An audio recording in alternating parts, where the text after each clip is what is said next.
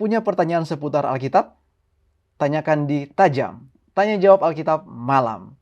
Hanya di YouTube channel Tajam. Jangan lupa untuk subscribe dan nyalakan lonceng notifikasinya.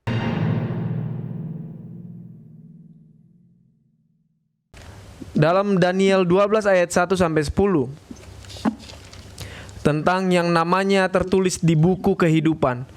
Bagaimana bentuk buku kehidupan itu dan bagaimana cara Tuhan menulis nama kita dan apa syarat untuk tertulis dan untuk apa dituliskan. Terima kasih untuk pertanyaan tersebut. Bagaimana bentuk buku kehidupan itu? Maka saya tidak tahu seperti apa bentuk buku kehidupan itu.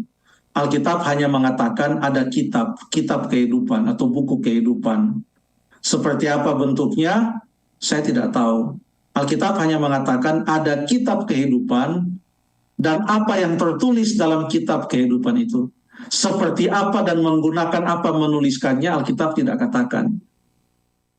Tetapi ada kitab dan apa yang tertulis dalam kitab itu, Alkitab mengatakan. Untuk itu, kita akan baca beberapa ayat yang menyebutkan tentang kitab kehidupan. Yang pertama, kita buka dalam Filipi pasal yang keempat ayat yang ketiga.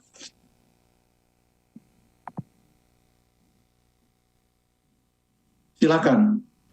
Filipi pasal 4 ayat 3. Bahkan ku minta kepadamu juga, Sun Sugos, temanku yang setia, tolonglah mereka, karena mereka telah berjuang dengan aku dalam pekabaran Injil, bersama-sama dengan Clemens dan kawan-kawanku sekerja yang lain, yang nama-namanya tercantum dalam kitab kehidupan.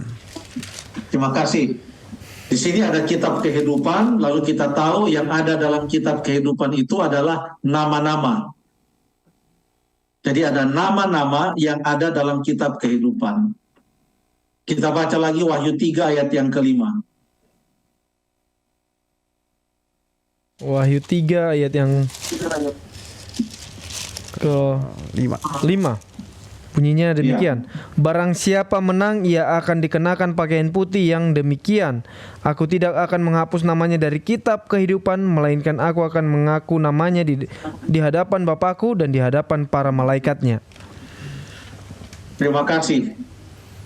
Dikatakan di sana ada nama dalam kitab kehidupan. Bagi barang siapa yang menang, nama itu tidak akan dihapus. Artinya ada peluang suatu nama akan dihapus dari kitab kehidupan. Apa yang terjadi sehingga nama itu bisa dihapus? Kalau orang itu tidak menang. Tidak menang artinya tidak setia. Istilah menang ini karena dalam konteks the great controversy. Perjuangan iman. Perjuangan iman. Dalam 1 Yohanes pasal yang kelima, ayat yang ketiga, inilah iman yang mengalahkan dunia. Jadi menang dengan iman. Ya, menang dengan iman. Makanya dikatakan barang siapa menang. Di dalam Wahyu 2 dan Wahyu yang ketiga, di akhir dari setiap pekabaran kepada ketujuh jemaat itu selalu ada perkataan barang siapa menang, barang siapa menang, barang siapa menang. Artinya barang siapa yang bertobat dan setia. Jadi kalau seseorang itu tetap setia, maka namanya tidak akan dihapus.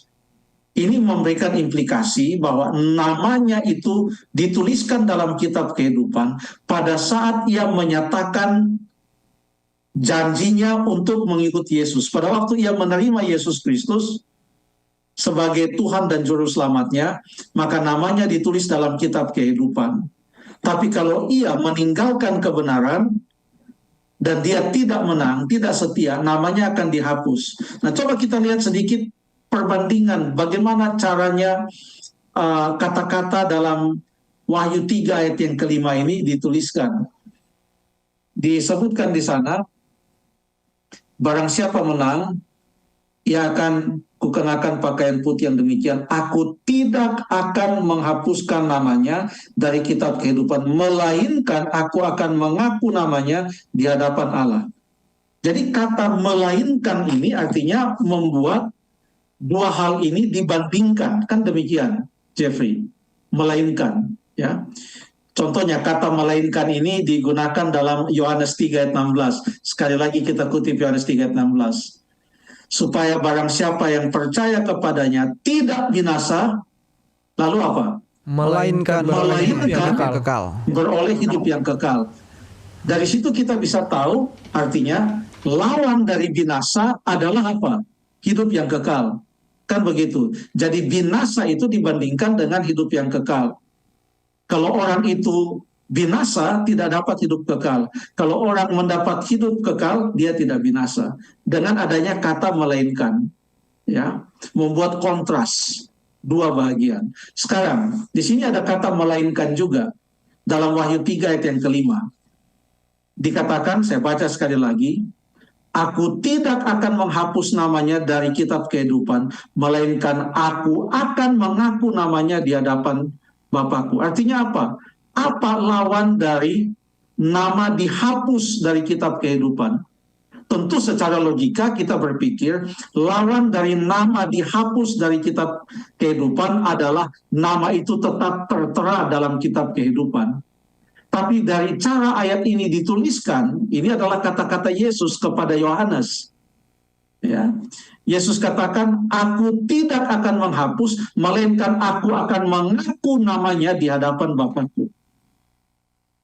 Ini memberikan kepada kita suatu gambaran bahwa lawan dari keadaan di mana nama itu dihapus dari kitab kehidupan adalah nama itu diakui oleh Yesus di hadapan Bapa di sorga.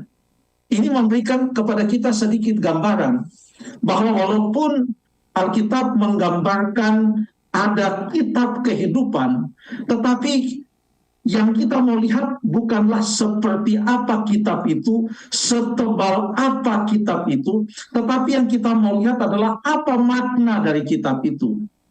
Makna dari kitab itu adalah itu merupakan suatu ketetapan yang Tuhan berikan bagi mereka yang telah menerima Tuhan Yesus sebagai juru selamatnya.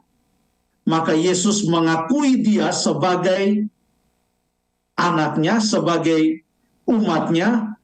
Maka Tuhan Yesus mengakui dia sebagai hambanya, sebagai umatnya. Dan kalau orang itu tidak setia, maka Yesus tidak akan mengakui dia di hadapan Bapaknya. Tapi kalau orang itu setia, maka namanya akan tetap ada di dalam kitab kehidupan, yang artinya adalah Yesus akan mengakui dia sebagai umatnya di hadapan Bapaknya. Yesus yang adalah juru selamat. Jadi itulah makna dari kitab kehidupan. Seperti apa bentuknya kita tidak tahu, tapi itu adalah maknanya. Terima kasih.